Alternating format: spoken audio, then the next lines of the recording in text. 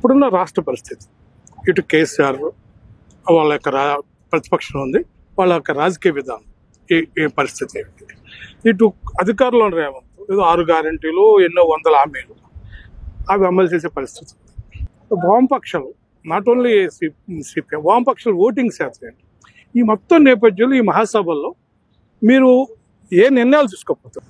ఒకటి, ఇప్పుడున్నటువంటి పరిస్థితులలో తెలంగాణ రాష్ట్రంలో అంటే 2 ముఖ్యమైనటువంటి అంశాలు ఉన్నాయి. ఒకటేమో కాంగ్రెస్ పార్టీ దాదాపుగా 6 గ్యారెంటీలు అనేటువంటి పేరుతోటి అధికారంలోకి వచ్చింది. ఈ 6 గ్యారెంటీలకు సంబంధించినటువంటి దీంతో పాటు గతంలో కేసీఆర్ పరిపాలన చేస్తున్నప్పుడు అనేక అప్రజాస్వామిక విధానాలు అమలు చేశాడు, మేము వస్తే ప్రజాస్వామ్యాన్ని కూడా పునరుద్ధరిస్తామని చెప్పేసి ఇంకొక మాట కూడా వాళ్ళు చెప్పారు. అంటే ఈ 6 గ్యారెంటీలేమో ఈ ముఖ్యంగా ఆర్థిక పరమైనటువంటి అంశాలపైన బాగా బేస్ అయి ఉన్నటువంటి పరిస్థితి ఉంది. అలాగే దళితులకి దళిత డిక్లరేషన్ అన్నారు, వృత్తిదారులకి వృత్తిదారుల డిక్లరేషన్ అన్నారు, అలాగే మైనార్టీలకు మైనార్టీ డిక్లరేషన్ అన్నారు, గిరిజన డిక్లరేషన్ అన్నారు. ఇట్లా అనేక రకాలైనటువంటి హామీలు కూడా పైన ఇచ్చినటువంటి పరిస్థితి ఉంది. అంటే ప్రజలకి అనేక ఆశలు ఆకాంక్షలు కల్పించారు.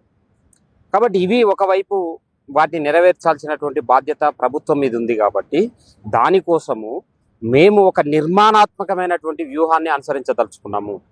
ఒకటి, కాంగ్రెస్ పార్టీ ప్రభుత్వానికి ఏదైతే వాళ్ళు తీసుకునేటువంటి నిర్ణయాలు అవి ప్రజలకి అనుకూలంగా ఉంటే, ప్రజలకి మేలు చేసేవిగా ఉంటే వాటిని స్వాగతించాలి. ఏవైతే ప్రజలకి హాని కలిగించేవి, ఉదాహరణకి మొన్న లగచర్ల ఇష్యూ తీసుకున్నాం. ఆ లగచర్ల ఇష్యూ భూ సేకరణ చేయాలని చెప్పేసి అనుకున్నప్పుడు దాన్ని వ్యతిరేకించాం మేము, అది సరైనది కాదు అని చెప్పేసి చెప్పాము. అలాగే మూసి పరిరక్షణ అనేటువంటి పేరుతో సుందరీకరణ పేరుతోటి చేసేటువంటి కార్యక్రమంలో కూడా పేదల ఇళ్లను కూలగొడతా ఉంటే మనం సిపిఎం పార్టీగా దాన్ని వ్యతిరేకించాం. అంటే ఎక్కడెక్కడైతే ప్రభుత్వము ప్రజలకి వ్యతిరేకంగా కనుక చేస్తే ఒక నిర్మాణాత్మకమైనటువంటి ప్రతిపక్షంగా వ్యవహరిస్తాం. కంపల్సరీ బీఆర్ఎస్ ప్రతిపక్షంగా ఉన్నది కావచ్చు, కానీ మేము కన్స్ట్రక్టివ్ ఒక నిర్మాణాత్మకమైనటువంటి ప్రతిపక్షంగా ఇలాంటి ప్రజా సమస్యలు వచ్చినప్పుడు వ్యవహరిస్తాం. అలాగే ప్రభుత్వం ఏమైనా మంచి నిర్ణయాలు కనుక చేస్తే, ఇప్పుడు మహిళలకి ఉచిత బస్సు ప్రయాణాలు ఇది సంబంధించినటువంటి చేస్తూ ఉన్నారు, దాన్ని స్వాగతిస్తున్నాం. అయితే ఇంకా బస్సులు పెంచాలి అని చెప్పేసి మనం అడుగుతా ఉన్నాం.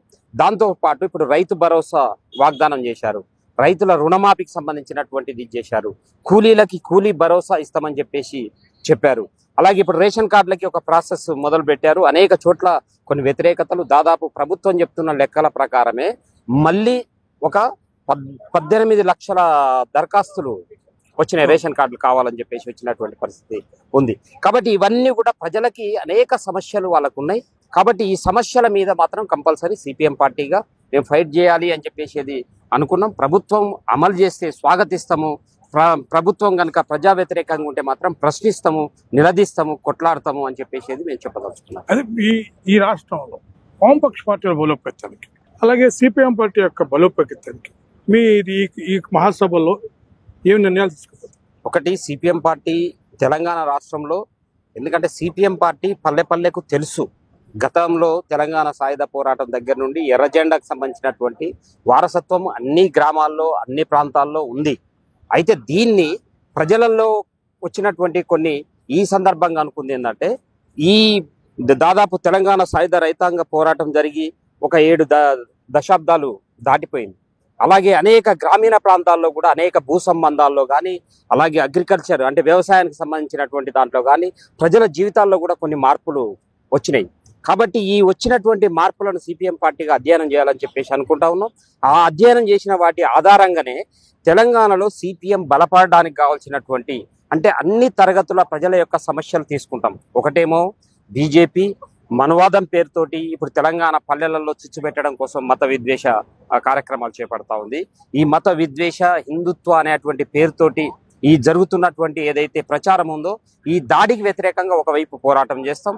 అలాగే నూతన ఆర్థిక విధానాలకు సంబంధించి ఇప్పుడు ప్రజలకి ఇప్పుడు 12 గంటల పని విధానం, 13 గంటల పని విధానం అని చెప్పేసి ఇప్పుడు ప్రభుత్వం తీసుకొస్తా ఉంది, ఒత్తిడి చేస్తూ ఉంది. ఇప్పుడు ఐటీ పరిశ్రమలో 12 గంటలు అమలు జరుగుతూ ఉన్నాయి. కాబట్టి ఇలాంటి కార్మికుల కనీస వేతనాలు లేవు. అలాగే అనేక మంది స్కీమ్ వర్కర్లు వాళ్ళకి సంబంధించినటువంటి ఇష్యూస్ అంటే కనీస వేతనాలు అమలు కాక ఇబ్బంది పడతా ఉన్నారు. నిరుద్యోగులకి ఉద్యోగాలు కల్పిస్తామని చెప్పినటువంటి హామీ ఇప్పటికి అమలవుతున్నటువంటి పరిస్థితి లేదు.